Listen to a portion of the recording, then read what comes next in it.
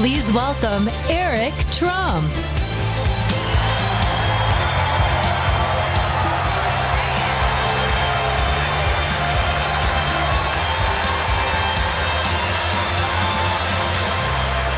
Wow. Wow. Good evening, Cleveland. Wow. It is such an honor to be here for a man I love so much. That's my father.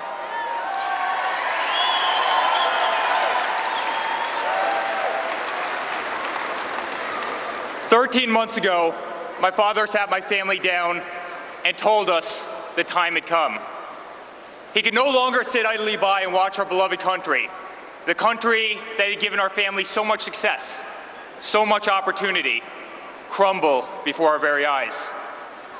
He confirmed to us that he was prepared to announce his candidacy for President of the United States. He made sure to acknowledge that ours would not be an easy path, that we should prepare ourselves for what was to come, that we'd quickly learn who our true friends were. Without hesitation, we each committed our unwavering support. But this time, none of us could have predicted what lay ahead. The records he would break, the stadiums he would fill, the movement he would start. Today, my father stands before you with the most primary votes of any Republican candidate in the history of our nation.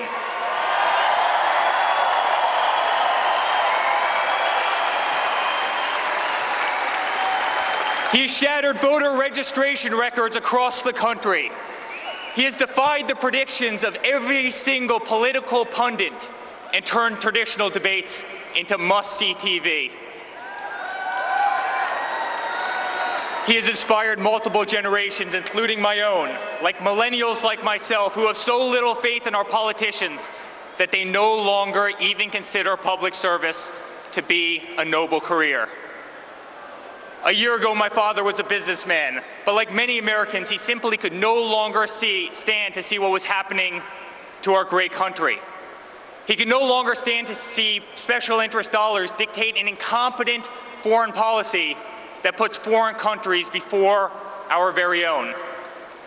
He could no longer tolerate an inept administration that considers giving $150 billion to Iran or releasing 5 radical Islamic terrorists a successful negotiation. He can no longer bear witness to our continued Second Amendment attacks.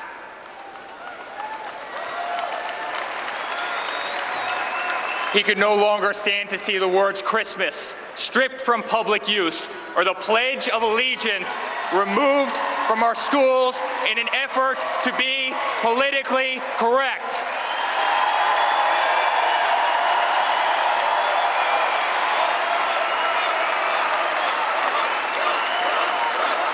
So my father made the courageous decision to set aside a company to which he has dedicated his entire life, to set aside a global brand that he has made synonymous with success, with quality, with uncompromising, just the best.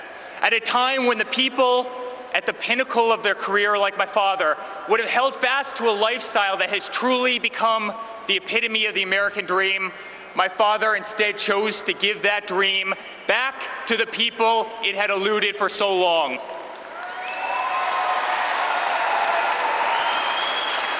As daunting of a journey as he knew it would be, for him, it was the easiest decision in the world. After all, who better to implement common sense business approach to this country? Who better to apply practical solutions to the impractical decision-making of an administration that has bred a $19 trillion debt, one which goes up by $32,000 a second and over $2 billion a day?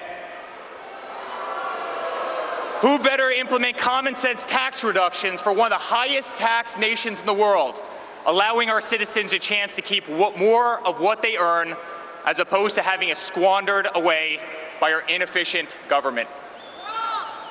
Who better negotiate the return of countless American manufacturers like Nabisco and Ford and Carrier and so many others back to the United States where they began than a man who has single-handedly employed tens and tens and tens of thousands of people around the country?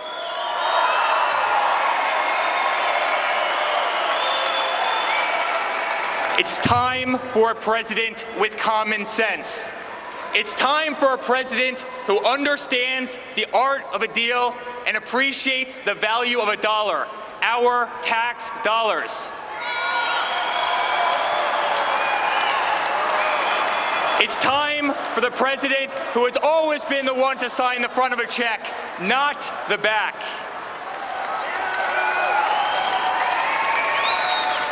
Throughout my father's career, he has been repeatedly called on by government to step in and save delayed, shuttered, and grossly over-budget public projects. Everything from the exterior of Grand Central Terminal in New York to the iconic old post office in Washington, D.C., just to name a few. Back in 1986, the city of New York tried to refurbish a simple ice skating rink in Central Park.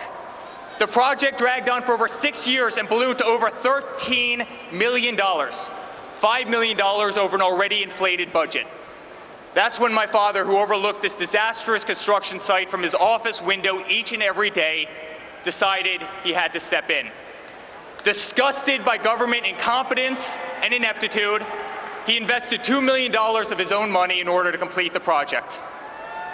What had taken the city over half a decade to botch, my father completed in less than 6 months, 2 months ahead of schedule, and over $1 million under budget.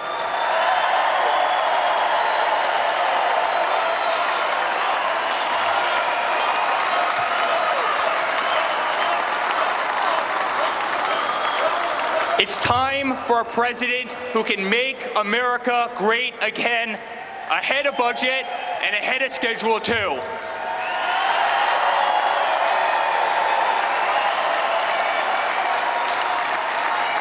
Thank you. My father has revitalized rundown neighborhoods, shaped skylines across the country, and turned dreams into reality his entire career. It's what he does. It's who he is. Oprah Winfrey once famously asked my father if he ever envisioned running for the presidency of the United States. His answer? Only if it got so bad that I had no choice. Only if it got so bad that I had no choice. Well, ladies and gentlemen, that day has come. As I travel the world with my dad building the greatest golf courses and hotels and real estate projects, I see the unmistakable look in his eyes. I see in his eyes the indignity and frustration of a domestic infrastructure back at home that is in complete disarray and no longer on par with so many other developed nations.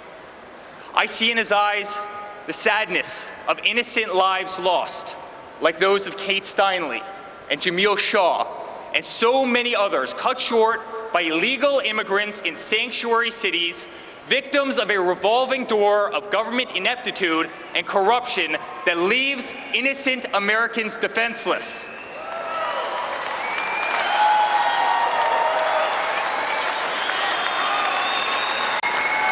I see in his eyes the humiliation of an education system ranked 30th in the world. I see in his eyes the disgrace of nearly $400 billion trade imbalance with China, the $60 billion trade imbalance with Mexico, and the continued destabilization of the Middle East, which has cost our nation trillions and trillions of dollars and thousands of lives. But today I see in his eyes a man who truly loves his country, who is proud of his country, and who wants his country to be great again.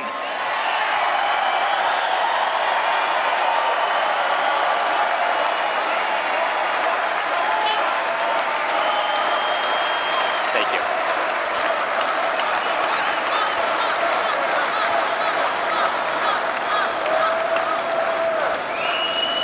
I want to thank my father over there for the life that he's provided me, for the life that he's provided my family, and the life that he's provided all of our employees around the world.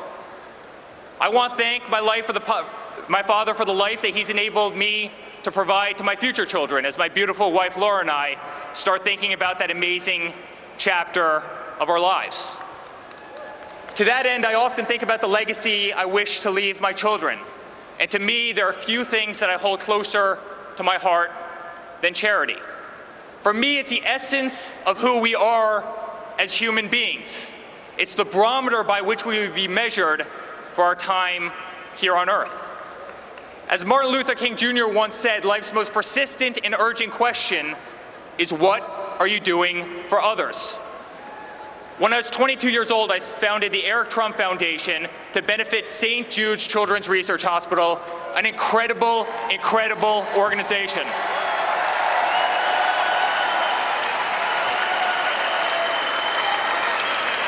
I run my foundation based on the principles my father taught me: honesty, integrity, and values.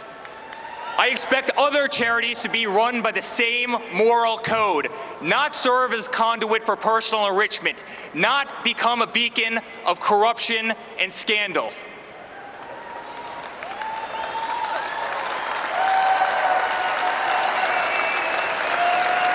To whom much is given, much will be required. This is the very belief that compelled my father to make this great sacrifice, to run for the most powerful yet unforgiving office in the world. There is no greater calling. There is no more selfless an act. To the unemployed voter sitting at home watching me right now, wondering how you're going to make your next mortgage payment or rent payment, my father is running for you.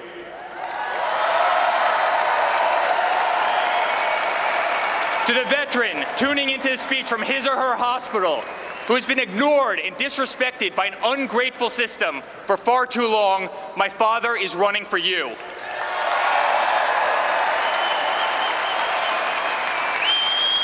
To the school teacher, forced to walk through metal detectors each and every day into an underfunded school, my father is running for you.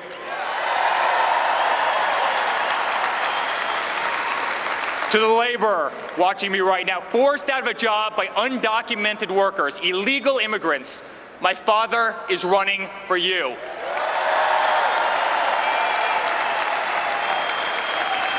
To the oil and gas industry worker denied a job because of radical regulations from a radical EPA, my father is running for you.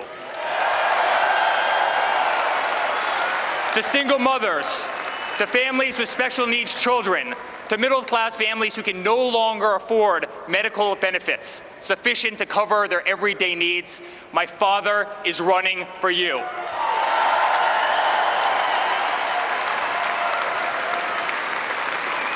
This November, I ask you to be true to yourself and vote for the candidate who you know is running for the right reasons. Vote for the candidate who has never been a politician. Vote for the candidate who has never received a paycheck from our government.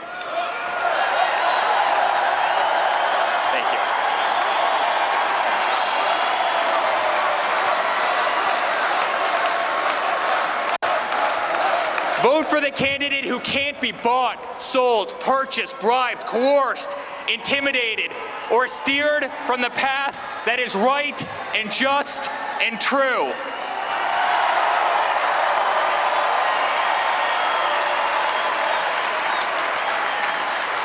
And quite frankly, friends, vote for the one candidate who does not need this job.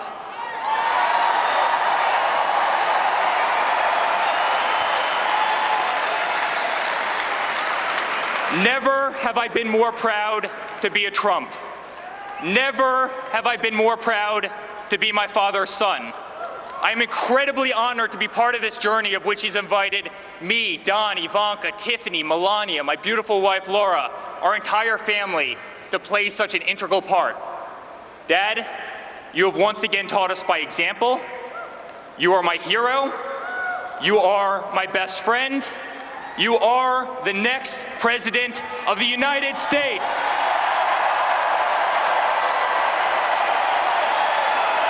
God bless America.